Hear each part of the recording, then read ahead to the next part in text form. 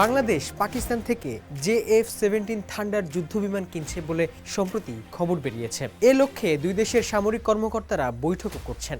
শুধু বাংলাদেশ নয়, সৌদি আরব, ইন্দোনেশিয়ার সঙ্গেও দেশটির আলোচনা চলছে বলে জানা গেছে। ফাইটার জেট কেনাবেচারে জোর গুঞ্জনের মধ্যেই আমরা জেনে নিতে চাই চীন পাকিস্তানের যৌথ উদ্যোগে নির্মিত এই বিমানটির শক্তি ও সক্ষমতা নিয়ে।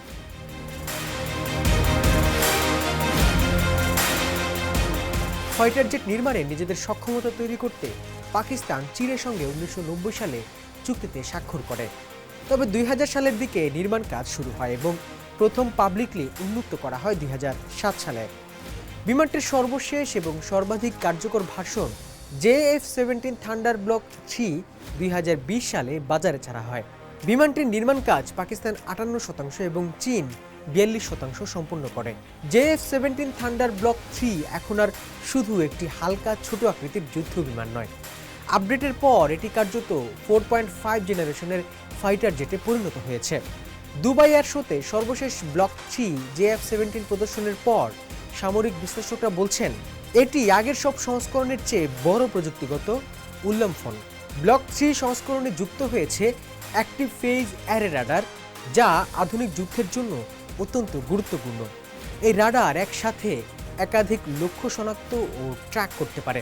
এই ফাইটারে ব্যবহার করা হয়েছে চীনের স্টেলথ ফাইটার J-20 এর হেলমেট মাউন্টেড ডিসপ্লে সিস্টেম, মানে পাইলট যেখানে তাকাবে সেখানেই টার্গেট লক। ফাইটার জেটটির রয়েছে ভয়ঙ্কর অস্ত্র সক্ষমতা।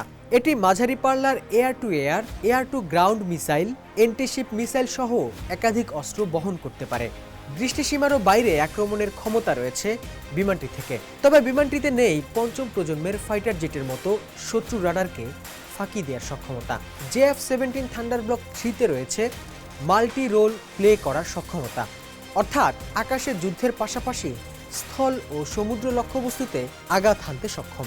এই থান্ডার জেটের দাম অন্যান্য সমসাময়িক যুদ্ধ বিমানগুলোর তুলনায় বেশ কম। কাছাকাছি মানের যুদ্ধ বিমানের তুলনায় 3-4 গুণ কম খরচে আধুনিক প্রযুক্তির এই ফাইটার অনেক দেশের জন্যই একটি আদর্শ সমাধান।